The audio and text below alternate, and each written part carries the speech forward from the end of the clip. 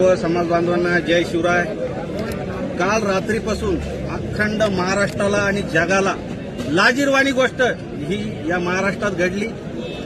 चिखला या गावी तालुका लोणार जिल्हा बुलढाणा या ठिकाणी माणुसकीला काळीमा फासणारी घटना घडली।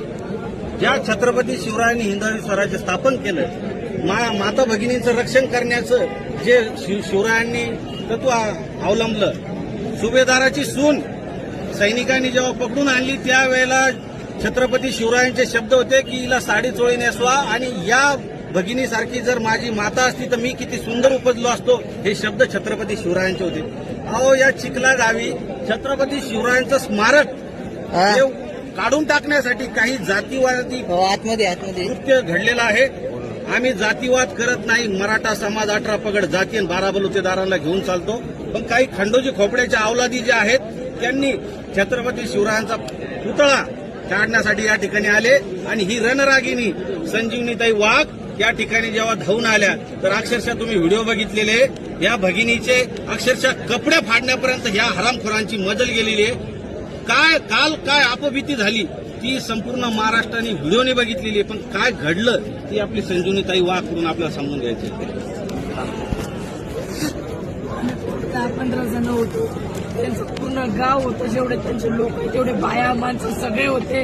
त्यांनी त्याच्या बायाला, आमच्या 4-5 बायाच्या अंगावर धाडलं आणि मला स्वतः एकटीला त्यांनी पलीकडे घेऊन सगळे जवळपास 30-35 जणांना मला त्या गेल्यात घेऊन त्यांनी मारला, कपडे फाडले त्यांनी। त्यात व्हिडिओ तुम्ही पाहिलं, त्यांनी काहीच नाही ठेवलं। आणि जेव्हा म्हणजे 4 मागे 2 भाऊ, अजून दुसरे 2-3 भाऊ यायला सानप पोलिसनं आणि सांगळे पोलिसांना इकडे अटकून धरलं आणि त्याला मारला अक्षरशः। आणि त्या पोलीसवाल्यांना जोपर्यंत सस्पेंड होत नाही, पूर्ण आरोपी जोपर्यंत जमा होत नाही तोपर्यंत आम्ही शिवाजी महाराजांच्या जवळच राहणार आहे। आणि भाऊन सांगितलं आपल्याला 25 तारखेनंतर भाऊ पण इथं परत येणार आहे। आपण बघितलं आणि या ठिकाणी आत्ताच मनोज जरांगे पाटील येऊन गेले। सगळे मराठे हे तापलेले होते, खवळलेले होते। महाराष्ट्रामध्ये काहीही कृत्य घडू शकत होतं, म्हणून मनोज दादांनी या ठिकाणी समाज बांधवांना शांततेचं आवाहन केलेलं आहे। पोलीस प्रशासनाने सक्तपणे सांगितलेलं आहे 25 तारखेपर्यंत आम्हाला वेळ द्या, 25 तारखेपर्यंत जर आरोपी अटक झाले नाही तर तुम्हाला जे करायचं ते करा।